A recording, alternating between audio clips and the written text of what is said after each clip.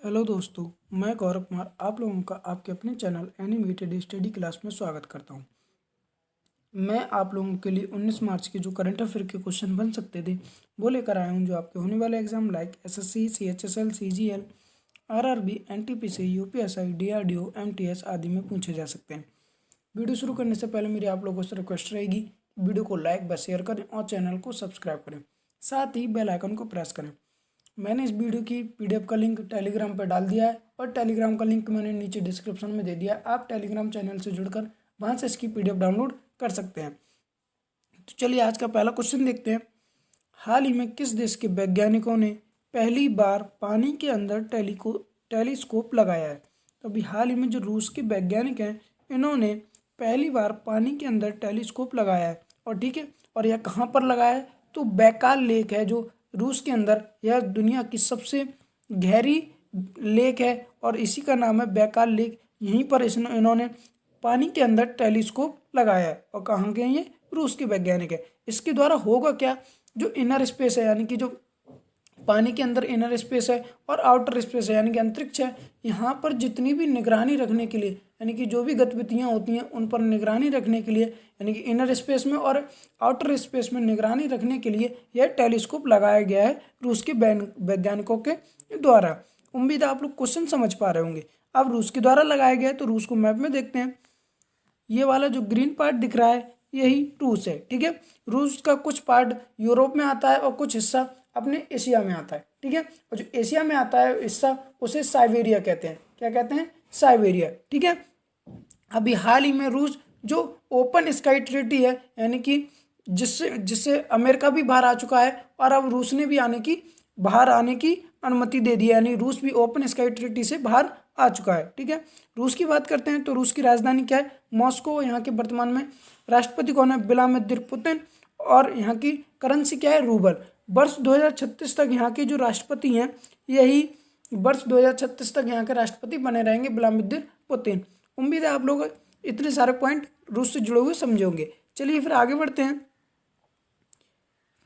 हाल ही में time magazine के फ्रंट कवर पर स्थान प्राप्त करने वाले पहले ट्रांसजेंडर कौन बने हैं? तो अभी हाल ही में जो टाइम मैगजीन है इस पर इसकी जो फ्रंट कवर पर स्थान पाने वाले पहले ट्रांसजेंडर बने एलियट पेज। कौन बने?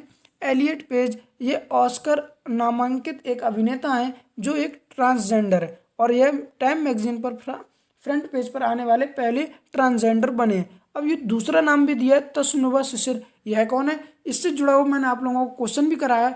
यह बांग्लादेश की पहली ऐसी ट्रांसजेंडर बन गई है जो यानी कि किसी न्यूज़ चैनल में प्रस्तुतकर्ता बनी है और यह बांग्लादेश की पहली ट्रांसजेंडर थी जिनका नाम था तस्नुवा शिशिर। ठीक है, आगे बढ़ते हैं। आप इमेज में देख सकते हैं, यानी टाइम मैगजीन के फ्रंट कवर पर जो दिख रहे हैं यही एलियट पेज हैं। कौन है? Elliot Page. आगे बढ़ते हैं। हाल ही में किस देश में दुनिया का सबसे बड़ा तैरता हुआ सोलर फार्म बनाया जा रहा है? तो अभी हाल ही में जो सिंगापुर है, यहाँ पर दुनिया का सबसे बड़ा तैरता हुआ सोलर फार्म बनाया जा रहा है। ठीक है, ये जो सोलर फार्म बनाया जा रहा है इसके द्वारा ऐसा कहा जा रहा है जो सिंगापुर है इसकी सोलर पावर कैपेसिटी 4 गुना बढ़ जाएगी। यानी कि जो सिंगापुर है इसकी जो सोलर पावर कैपेसिटी है यह 4 गुना बढ़ने का अनुमान है।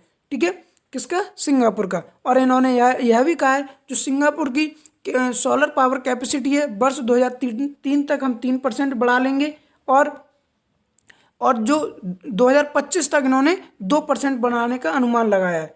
उम्मीद है आप लोग अच्छे से क्वेश्चन समझ पा रहे होंगे। ठीक है, अब जो सिंगापुर है, सिंगापुर में ही एप्पल जो कंपनी है इसका पहला तैरता हुआ सेंटर खोला गया है। कहाँ पर? सिंगापुर में ही। ठीक है, उम्मीद है आप लोग अच्छे से क्वेश्चन समझ पा रहे होंगे। अब सिंगापुर में खोला गया है तो सिंगापुर को मैप में देखते हैं। ये वाला जो रेड वाला पार्ट दिख रहा है, यानी कि ये यहाँ पर जो छोटा सा पार्ट है यही सिंगापुर है। सिंगापुर की बात करते हैं। यहाँ की राजधानी क्या है? Singapore city. और यहाँ की करेंसी क्या है? सिंगापुरी डॉलर। और यहाँ के वर्तमान में प्रधानमंत्री कौन है? ली शेन लुंग। कौन है? ली शेन लुंग। और राष्ट्रपति कौन है? हलीमा याकूब। ठीक है, अच्छा यहाँ पर जो वाला पार्ट यहाँ पे मैंने जो थोड़ा सा लाइनिंग किया है, यहाँ पर एक स्ट्रेट है। वह कौन सी स्ट्रेट है? तो वह है मलक्का स्ट्रेट। कौन है? क्या नाम है उसका स्ट्रेट का? Malacca strait. उम्मीद आप लोग अच्छे से क्वेश्चन समझ पाए होंगे। आगे बढ़ते हैं। हाल ही में किस विश्वविद्यालय के श्री राम शोध पीठ में देश की सबसे बड़ी लाइब्रेरी बनेगी? तो अभी हाल ही में जो मनोहर लोहिया अवध विश्वविद्यालय है, यहाँ पर जो श्री राम शोध पीठ है, इस यहाँ पर देश की दुनिया यानी कि जो भारत देश है उसकी सबसे बड़ी लाइब्रेरी बनेगी। ठीक है, जो मनोहर लोहिया अवध विश्वविद्यालय, इसमें जो श्री राम शोध पीठ है इसकी स्थापना 2005 में की गई थी। कब?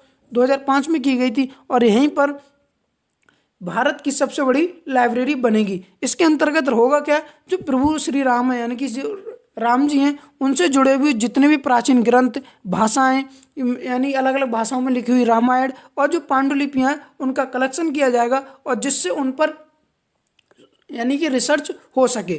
ठीक है, उम्मीद आप लोग अच्छे से क्वेश्चन समझ पा रहे होंगे। आगे बढ़ते हैं। हाल ही में किस राज्य के मुख्यमंत्री ने मंदिर प्रबंधन प्रणाली शुरू की है? तो अभी हाल ही में जो आंध्र प्रदेश है, यहाँ के जो मुख्यमंत्री हैं इनके द्वारा मंदिर प्रबंधन प्रणाली शुरू की गई है। इसके तहत क्या होगा, यानी कि मंदिर से जुड़े हुए जितने भी कार्यक्रम हैं उनका प्रबंधन कैसे किया जाए, इसीलिए यह मंदिर प्रबंधन प्रणाली शुरू की गई है। ठीक है, आंध्र प्रदेश सरकार के द्वारा शुरू की गई। तो आंध्र प्रदेश को मैप में देखते हैं। ये वाला जो पार्ट दिख रहा है रेड वाला, यही आंध्र प्रदेश है। इसकी 3 कैपिटल हैं, विशाखापट्टनम, अमरावती और कुरनूर। कौन कौन सी? विशाखापट्टनम, अमरावती और कुरनूर। ठीक है, राज्यसभा की सीट यहाँ पर 11 है और लोकसभा की सीट कितनी है? 25। ठीक है, यहाँ के सीएम कौन है? यहाँ के सीएम है वाई एस जगनमोहन रेड्डी। कौन है? Y S Jaganmohan Reddy. और गवर्नर कौन है? विश्वभूषण हरिचंद्रन। उम्मीद आप लोग अच्छे से क्वेश्चन समझ पाए होंगे। आगे बढ़ते हैं। हाल ही में कौन सा शहर एशियाई मुक्केबाजी चैंपियनशिप 2021 की मेजबानी करेगा? तो अभी हाल ही में जो नई दिल्ली है, यह एशियाई मुक्केबाजी चैंपियनशिप 2021 की मेजबानी करेगा। ठीक है, और इसकी मेजबानी सौंपी किसने है? तो इसकी मेजबानी सौंपी है नई दिल्ली के लिए इंटरनेशनल बॉक्सिंग एसोसिएशन ने। किसने? इंटरनेशनल बॉक्सिंग एसोसिएशन ने इसे नई दिल्ली के लिए मुक्केबाजी चैंपियनशिप की मेजबानी सौंपी है। इसका स्थापना कब हुई थी? तो 1946 में। किसकी? इंटरनेशनल बॉक्सिंग एसोसिएशन की स्थापना 1946 में हुई थी। और इसका हेडक्वार्टर कहाँ पर है? स्विट्जरलैंड के लाओस में। कहाँ पर? स्विट्जरलैंड के लाओस में। ठीक है, उम्मीद आप लोग अच्छे से क्वेश्चन समझ पाए होंगे। आगे बढ़ते हैं। हाल ही में किस राज्य सरकार ने सड़क किनारे अतिक्रमण हटाने के लिए सभी धार्मिक स्थलों को हटाने का आदेश दिया है? तो अभी हाल ही में जो उत्तर प्रदेश सरकार है, इसने जो सड़क किनारे जितने भी अतिक्रमण हैं उन्हें हटाने के लिए सभी धार्मिक स्थलों को हटाने का आदेश दिया है। ठीक है, दरअसल क्या होता है, बहुत सी जगह पर आपने देखा होगा जो सड़क किनारे ऐसे स्थल बने होते हैं, धार्मिक स्थल जो बिल्कुल सड़क से चिपटे हुए होते हैं, तो उनको भी अब हटाने की अनुमति दे दी है उत्तर प्रदेश सरकार ने कि जो है हमारे जो निर्माण कार्य हो रहा है उसमें बाधा बन रहे हैं, तो उन्हें अब हटाया जाएगा। ठीक है, उम्मीद है आप लोग अच्छे से क्वेश्चन समझ पा रहे होंगे। अब उत्तर प्रदेश सरकार ने किया, तो उत्तर प्रदेश को मैप में देख लेते हैं। ये वाला जो रेड वाला पार्ट दिख रहा है यही उत्तर प्रदेश है। ठीक है, उत्तर प्रदेश से जुड़े हुए कुछ पॉइंट हैं, उन्हें डिस्कस कर लेते हैं। तो उत्तर प्रदेश की राजधानी क्या है? लखनऊ। और यहाँ के सीएम कौन है? योगी आदित्यनाथ। और गवर्नर कौन है? आनंदीबेन पटेल। राज्यसभा की सीट 31 और लोकसभा की सीट कितनी है? 80 है। ठीक है, जिस प्रकार से भारत सरकार के द्वारा आरोग्य सेतु ऐप लॉन्च किया गया था कोरोना की जांच के लिए, उसी प्रकार से उत्तर प्रदेश सरकार के द्वारा आयुष कवच ऐप लॉन्च किया गया था। यहीं पर जो मंडुआडीह रेलवे स्टेशन है, इसका नाम बदलकर बनारस रेलवे स्टेशन कर दिया गया है। और मुख्यमंत्री अंबुधाय योजना भी यहाँ पर शुरू की गई है। इसके तहत क्या होगा, जितनी भी प्रतियोगी परीक्षाएं like SSC, UP triple SC और यूपीएसआई और जितनी भी प्रतियोगी परीक्षाएं उनकी तैयारी कराएगी सरकार के द्वारा। ठीक है, यहीं पर 16 अंकीय यूनिकोड जारी किया गया है, जिसके तहत क्या होगा, जमीन के स्वामित्व की पहचान करने की यानी कि के लिए 16 अंकीय यूनिकोड जारी किया गया है। ठीक है, यहीं पर राज्य नियंत्रण कक्ष बनाया गया है जो चमोली घटना से संबंधित है। चमोली घटना आप लोगों को पता है, उत्तराखंड में जो ग्लेशियर फटने की घटना हुई थी वह चमोली घटना है, उसी से जुड़ा हुआ राज्य नियंत्रण कक्ष बनाया गया था। आगे बढ़ते हैं हम। हाल ही में किस राज्य सरकार के द्वारा सीवक थॉर्न वृक्षारोपण कार्यक्रम शुरू किया गया है? तो अभी हाल ही में जो हिमाचल प्रदेश सरकार है, इसके द्वारा सीवक थॉर्न वृक्षारोपण कार्यक्रम शुरू किया गया है। इसके तहत क्या होगा, दरअसल जो सीवक थॉर्न वृक्ष हैं ये एक प्रकार की झाड़ियां हैं, जिससे क्या होता है, जो मिट्टी होती है यह उन्हें बांधे रखने का कार्य करती है, यानी कि उनका क्षरण नहीं होने देती है, मिट्टी का क्षरण नहीं होने देती है। इसीलिए ये उत्पादन के लिए बहुत ही लाभदायक होती है। सीवक थॉर्न वृक्ष तो इसीलिए इनके इनके उत्पादन यानी कि इनके लिए यह कार्यक्रम शुरू किया गया है, सीवकथॉर्न वृक्षारोपण कार्यक्रम। ठीक है, अब हिमाचल प्रदेश सरकार के द्वारा किया गया है। तो हिमाचल प्रदेश सरकार को यानी कि हिमाचल को मैप में देखते हैं, ये वाला जो रेड पार्ट दिख रहा है यही हिमाचल प्रदेश है। ठीक है, हिमाचल प्रदेश की बात करते हैं। यहाँ की राजधानी क्या है? शिमला। और दूसरी राजधानी क्या है? धर्मशाला। क्या इनकी यहाँ की दो राजधानी है? शिमला और धर्मशाला। ठीक है, यहाँ के सीएम कौन है? जयराम ठाकुर। और गवर्नर कौन है? बंगारू दत्तात्रेय। यहाँ की लोकसभा की सीट कितनी है? 4। और राज्यसभा की सीट कितनी है? 3 यहाँ की राज्यसभा की सीटें हैं। उम्मीद आप लोग अच्छे से क्वेश्चन समझ पाएंगे। भारत में हींग की खेती किस राज्य में हो रही है? तो वह कौन सा राज्य? हिमाचल प्रदेश। और न्यू एजुकेशन पॉलिसी लागू करने वाला भारत का पहला राज्य बना था कौन? हिमाचल प्रदेश। उम्मीद आप लोग इतने सारे पॉइंट हिमाचल प्रदेश से समझे होंगे। आगे बढ़ते हैं। हाल ही में करुणानिधि आ लाइफ नामक पुस्तक किसने लिखी है? तो अभी हाल ही में जो करुणानिधि आ लाइफ नामक पुस्तक है इसे लिखा है E.S. पन्नीर सेल्वन ने। किसने? E.S. पन्नीर सेल्वन के द्वारा यह करुणानिधि ए लाइफ नामक पुस्तक लिखी गई है। आगे बढ़ते हैं। हाल ही में 24वें federation cup senior athletics championship में महिलाओं की 100 मीटर की दौड़ में किसने स्वर्ण पदक जीता है? तो अभी हाल ही में जो अभी वर्तमान में पटियाला में 24वें federation cup senior athletics championship चल रही है, उसमें जो महिलाओं की 100 मीटर की दौड़ हुई थी उसमें इन्होंने धनलक्ष्मी है, इन्होंने स्वर्ण पदक जीता है। इन्होंने दूती चंद को हराकर, जो भारतीय एथलेटिक्स हैं दूती चंद, उनको हराकर यह स्वर्ण पदक जीता है। जो धनलक्ष्मी है इन्होंने टाइमिंग निकाली है 11.39 सेकेंड। ठीक है, और जो दूती चंद हैं इनके द्वारा टाइमिंग निकाली गई है 11.58 सेकेंड।